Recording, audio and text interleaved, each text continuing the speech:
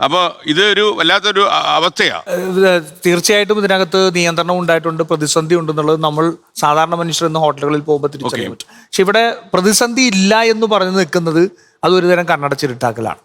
ഒന്ന്, നമ്മുടെ ഏറ്റവും വലിയൊരു പോരായ്മ ഇതിനകത്ത് നമ്മുടെ സ്ട്രാറ്റജിക് റിസർവിൽ കുറവുണ്ട്. 60 ദിവസത്തേക്കുണ്ട് എന്നുള്ളത് പറയുന്നു. നമ്മുടെ ഡിപ്പെൻഡൻസ് മുഴുവൻ ഇമ്പോർട്ടിലാണ്. അപ്പം നമ്മൾ 2009 KG ബേസിൽ വർക്ക് ചെയ്ത് KG ബേസിൽ നിന്ന് നമ്മൾ പ്രൊഡക്ഷൻ തുടങ്ങിയാണ്. 2014 34 MMSCMD ഉണ്ടായിരുന്ന പ്രൊഡക്ഷൻ ഇപ്പോഴും 35 എത്തിയിട്ടുള്ളൂ.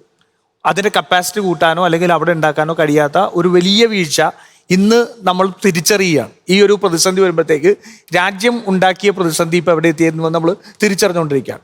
2, ഈ ഒരു പ്രശ്നം ഇതെല്ലാം മുൻകണ്ടുകൊണ്ടൊരു ദീർഘവീക്ഷണമുള്ള ഒരു നയം രാജ്യത്തിന് എടുക്കാൻ കഴിഞ്ഞില്ല എന്നാണ് ഏറ്റവും പ്രധാനപ്പെട്ട. ഒരു മുൻകരുതലില്ലായിരുന്നാണോ? ഒരു മുൻകരുതലുമില്ല. ഒരു മുൻകരുതലില്ലെന്ന് പറഞ്ഞാൽ ഇത് പലതിലും അകത്ത് ഇന്ത്യ പാർട്ടിയാണെന്ന് വരുന്ന അവസ്ഥയാണ് ഇപ്പൊ കണ്ടുകൊണ്ടിരിക്കുന്നത്. ഈ ഒരു ഇറാൻ യുദ്ധം ഉണ്ടാകുമ്പോൾ ഇന്ത്യ എടുക്കേണ്ട ഒരു നിലപാടുണ്ടായിരുന്നു.